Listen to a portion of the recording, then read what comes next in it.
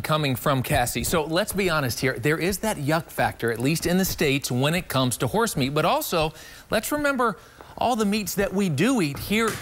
Uh-oh, had a problem with our camera there. We apologize. We'll keep on going. Let's remember all of the meats that we do eat here in the States that are deemed acceptable. Let's check in with our medical expert, Dr. Denise Milstein. She's here this afternoon.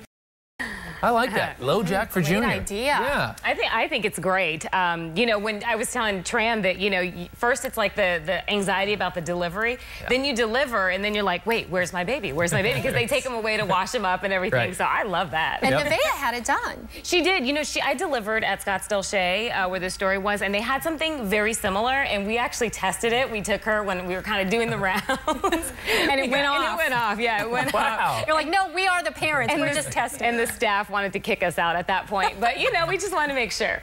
It's your first one. Exactly. You were due. That's okay. Yeah. Still ahead right here on EVB Live. We will go behind the scenes as some heavy hitters from the Arizona Diamondbacks learn how to tell.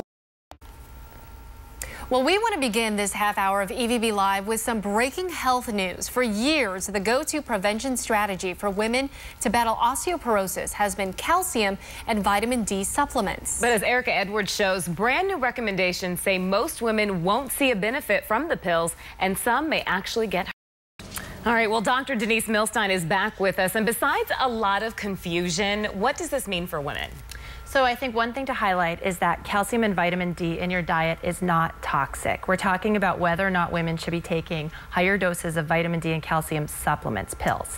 Okay. And when it comes to the calcium, though, people need to be aware now, don't take as much as what they were used to taking, right? Right. So this new recommendation is really capping off calcium supplements at about 1,000 milligrams. One way I like to think about this is we often think if some is good, more is better. But there's a dose effect here, after which there is toxicity, kidney stones, which were mentioned, but also an association with heart disease in women taking very high doses, high amounts of calcium. Okay, a lot of people are vitamin D deficient. And for instance, our executive producer, she, needs to have more of it, and she takes these pills. So what's a person like her to do? Okay, so these recommendations are for the general population. They are not for people who've been diagnosed as being deficient in vitamin D.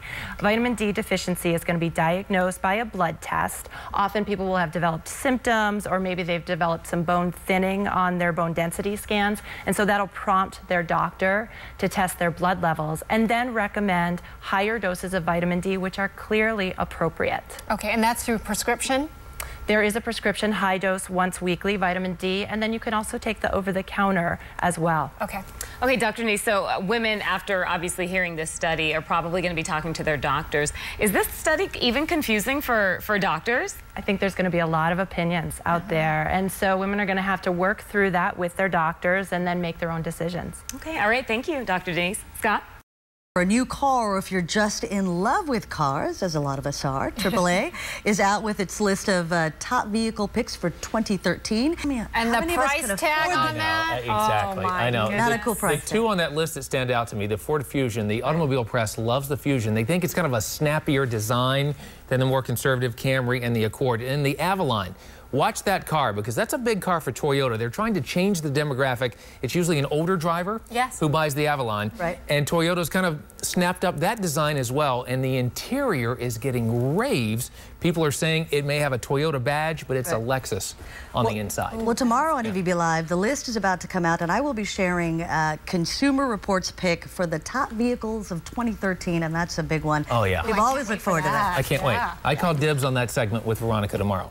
You have at it. Okay, thank you. All right, so we're going to help you get smart with your money next right here on EVB Live with the smartest ATM ever made. Stay with us.